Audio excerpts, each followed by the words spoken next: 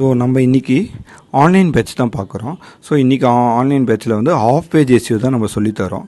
Of page எஸ்இஓவில் black எப்படி create பண்ணுறது, black வந்து பார்த்திங்கன்னா வேர்ட்ப்ரெஸ்ஸில் பண்ணலாம், பிளாகரில் பண்ணலாம்.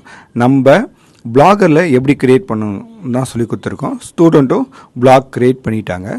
ஸோ ஏஐ வச்சு அவங்க போஸ்ட்டுக்கு வேண்டிய கான்டென்ட்டை எப்படி வந்து இன்ட்ரெஸ்டிங்காக க்ரியேட் பண்ணணும்னு சொல்லி கொடுத்துருக்கோம்.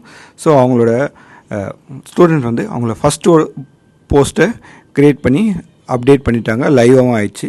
அந்த போஸ்ட்டில் வந்து லிங்க் எப்படி வைக்கணும், அப்புறம் பார்த்திங்கன்னா இமேஜஸ் எப்படி வைக்கணும், வீடியோ எப்படி வைக்கணும்னு நம்ம வந்து சொல்லி கொடுத்துருக்கோம். ஓகேங்களா? ஸோ இந்த லிங்க்ஸ் வழியாகவும் பேக் லிங்க்ஸ் வந்து நம்மளுக்கு ஜென்ரேட் ஆகும். பிளாக் லிங்க்னாலே மக்கள் என்ன நினச்சிருக்காங்கன்னா நிறைய லிங்க் ஜென்ரேட் ஆகணும், நிறைய நம்பர் ஆஃப் லிங்க்ஸ் நிறைய வேணும்னு. ஆனால் அப்படி கிடையாது. எப்பயுமே வந்து குவான்டிட்டி விசஸ் குவாலிட்டின்னுவாங்க. ஸோ எப்படின்னா நிறைய லிங்க் க்ரியேட் பண்ணணும்னு நினைக்காதீங்க. குவாலிட்டியான வெப்சைட்லேருந்து